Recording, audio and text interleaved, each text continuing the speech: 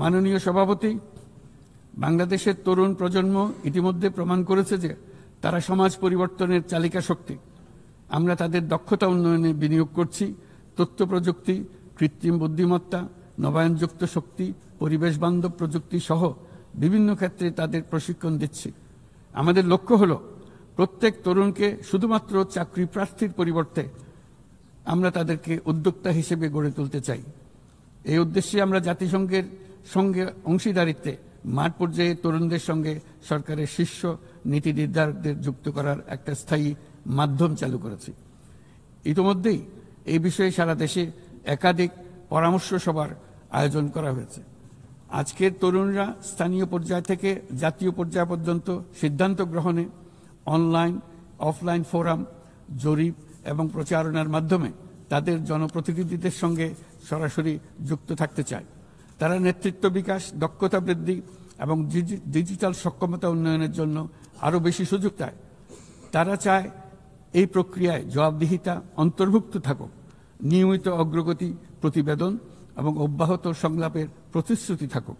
সর্বোপরি প্রক্রিয়াটি হোক অন্তর্ভুক্তিমূলক, যাতে নারী, সংখ্যালঘু সম্প্রদায়, প্রতিবন্ধী, প্রান্তিক জনগোষ্ঠী সকলের অংশগ্রহণ ও নেতৃত্বের সমান সুযোগ থাকে।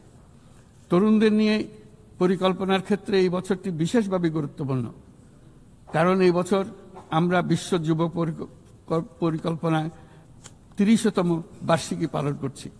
শুধু বর্তমান প্রজন্মের তরুণদের চ্যালেঞ্জ নয়, এই বছর তাই ভবিষ্যতেও তারা যে সংকট ও সমস্যার মুখোমুখি হবে তা অনুধাবন করে তার সম্ভাব্য সমাধান খুঁজে বের করারও সুযোগ এনে দিয়েছে। দ্রুত পরিবর্তনশীল প্রযুক্তির এই যুগে উন্নয়নশীল বিশ্বের তরুণদের জন্য আরও গভীর এক ডিজিটাল বিভাজন তৈরি হওয়ার ঝুঁকি আজ আমাদের একটি বড় উদ্বেগ।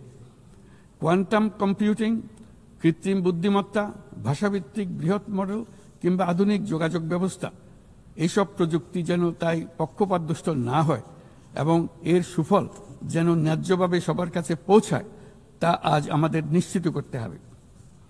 অন্যথায় বিশ্বব্যাপী এমন একটি প্রজন্ম তৈরি হবার ঝুঁকি রয়েছে যারা নিজেদেরকে বঞ্চিত, প্রান্তিক, অন্যায় অবিচারের শিকার হিসেবে বিবেচনা করবে। তারা সকল ধরনের ক্ষতিকারক প্রলোভনের সহজ লক্ষ্যবস্তুতে পরিণত হবে।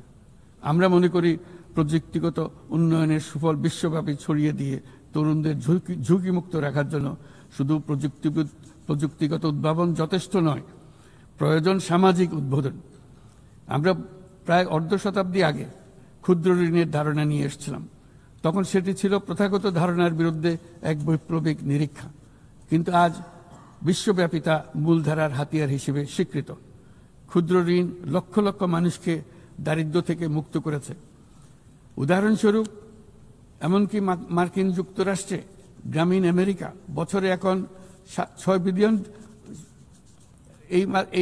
এখন সব মিলিয়ে $6 বিলিয়ন উপর ঋণ নিম্ন আয়ের নারী উদ্যোক্তাদের মধ্যে বিতরণ করেছে এবং এর প্রায় শতভাগ নিয়মিতভাবে পরিশোধ করে যাচ্ছে।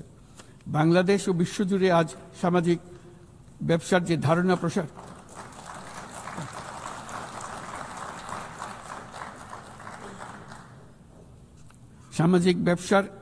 প্রসার করেছি, এটি এমন একটি ব্যবসা যার সম্পূর্ণ মুনাফা সামাজিক কল্যাণে পুনর্বিনিয়োগ করা হয়। সামাজিক ব্যবসা প্রমাণ করেছে যে প্রতি মানুষের উদ্যোক্তা হওয়ার সত্তা সামাজিক কল্যাণে এবং সামাজিক সমস্যা সমাধানে কাজে লাগানো সম্ভব।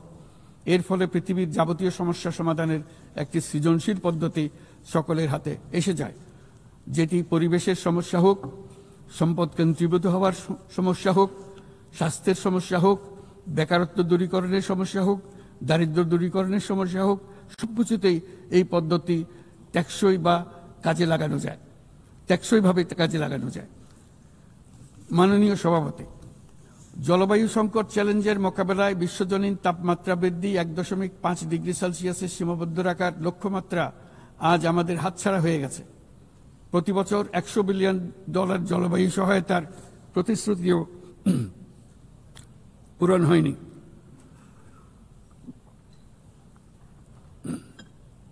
বরং যে ক্ষুদ্র অঙ্কের অর্থ বরাদ্দ হয়ে থাকে তাও কাগজে কলমে দেখানো হচ্ছে বহুগুণ হিসেবে। এটি সম্পূর্ণ অগ্রহণযোগ্য। আমাদের সন্তানদের ভবিষ্যতের জন্য এখনই কার্যকর ব্যবস্থা নিতে হবে। লস অ্যান্ড ড্যামেজ ফান্ড পুরোপুরি চালু করতে হবে। জলবায়ুর পরিবর্তনের বিরূপ প্রতিক্রিয়া প্রশমনের উদ্যোগ যেমন বাড়াতে হবে, তেমনি অভিযোজনেও সমান গুরুত্ব দিতে হবে। আর অভিযোজন প্রচেষ্টা হতে হবে দেশজ, স্থানীয়ভাবে নির্ধারিত এবং স্থানীয়ভাবে পরিচালিত। বাংলাদেশ ইতিমধ্যে স্থানীয়ভাবে সংবেদনশীল অভিযোজনের নীতিকে মূল ভিত্তি হিসেবে গ্রহণ করেছে। আসন্ন COP30 সম্মেলনে আমরা তৃতীয়বারের মতো জলবায়ু পরিবর্তন রোধ করবে আমাদের জাতীয় প্রতিশ্রুতি ঘোষণা করব, যেখানে জলবায়ু পরিবর্তনের বিরূপ প্রতিক্রিয়া প্রশমন লক্ষ্যের পাশাপাশি অভিযোজন উদ্যোগও থাকবে। বিশেষ গুরুত্ব পাবে ম্যানগ্রোভ বনাঞ্চল রক্ষা, জলাভূমি পুনরুদ্ধার করা। একই সঙ্গে আমরা আশা করি যে বৈশ্বিক সম্প্রদায়, বিশেষ করে উচ্চ কার্বন নিঃসরণকারী দেশগুলো তাদের দায়িত্বটুকু আন্তরিকভাবে পালন করবে।